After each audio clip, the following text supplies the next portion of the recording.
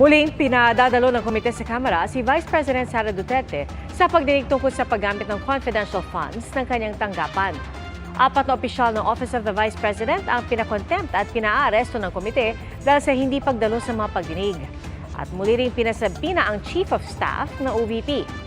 Pinirmahan ng Vice President ang investigasyon sa kanya o ang imbitasyon sa kanya sa Kamara ngayong gabi habang nakasalang naman sa Quadcom hearing ang kanyang amang si dating Pangulong Rodrigo Duterte. Sa Miyerkules, November 20, itinakda ang pagdinig ng House Committee on Good Government and Public Accountability. At bago po yan, humarap si Vice President Duterte sa Senado kung saan inaprubahan ang nakaltasang pondo ng kanyang tanggapan para sa taong 2025. Saksi, si Marisol Abduraman. 733 milyon pesos para sa taong 2025. Yan ang inaprubahan ng Senado kanina para sa budget ng Office of the Vice President. Ganito rin ang naunang inaprubahang halaga ng Kamara matapos kaltasan ng mahigit kalahati ang hinihingi ng tanggapan ng mahigit 2 billion pesos. Sakaling umabot ito sa pinal na bersyon ng budget, ito ang magiging pinakamababang pondong tatanggapin ng OVP simula nang maupo si Vice President Sara Duterte. Sa kanyang pagdalo sa mga naunang pagdinig tungkol sa OVP budget, nakainitan ni VP Sara ang ilang senador at kongresista. Nitong Agosto, iminungkahi sa Senado na ilaan na lang sa iba pang ahensya ng gobyerno ang pondo para sa kanyang mga programang may katulad sa iba pa, katulad ng medical, financial at education assistance. Natanong din siya tungkol sa children's book na sinulat ng bise at gagastusan ng 10 milyong piso para ipamahagi sa mga batang estudyante. Sagot ng bise na politika ang budget.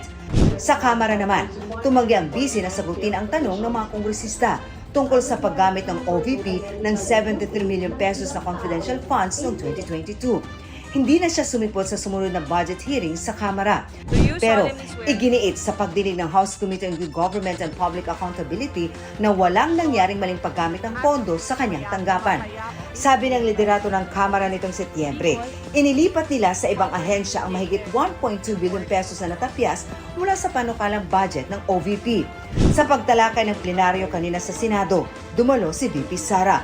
Doon nagmanifest si Senador Bongo, kilalang kaalyado ng mga Duterte, na ibalik ang budget ng OVP. Ang mga nabanggit ko pong mahalagang programa ng OVP ay maapektuhan dahil bahagi rin po dito na tinanggal sa budget ng OVP sa ilalim ng General Appropriations Bill. Pag-uusapan daw ito sa period of amendments. Bagamat ipinauubayan na raw ni Vice President Sara Duterte ang kanilang budget sa Kongreso, umaasa siyang maibabalik ang kanilang proposed budget na 2 billion sa 2025. Of course, lahat ng personnel ng Office of the Vice President are hopeful na madagdagan yung budget dahil yun nga, na-explain naman kanina sa statement ni Senator Bongo na gusto naman din talaga magtrabaho ng lahat. Kung mababalik siya, malaking bagay siya dahil hindi namin hihindian yung mga lalapit sa opisina namin para humingi ng tulong. Kung hindi maibalik ang budget, nasa 200 personnel daw nila ang inaasahang mawawalan ng trabaho. Particularly sa satellite offices na mawawalan ng trabaho. Marami-rami din yun. Karamihan sa mga satellite offices, meron din dito dahil malaki din yung operations ng National Capital Region. Tinanong din ng bise sa pagdalo sa Quadcom hearing sa kanyang ama na si dating Pangulong Rodrigo Duterte. I do not expect fairness. It's clearly a political persecution. Nakita ko na nga, ilang beses ko na inulit. Even if approved naman sa NEP yung budget ng OVP, pagdating namin sa House of Representatives, binanatan kami ng binanatan. They use the rules according to their pleasure. Kahit unconstitutional na, yung rules ay ginagamit pa rin. Nang tanungin kung nag-aalala ba siya sa ama, I don't think na pupunta siya dyan kung sa tingin niya hindi niya kaya or mahina siya health-wise. So, he'll be okay.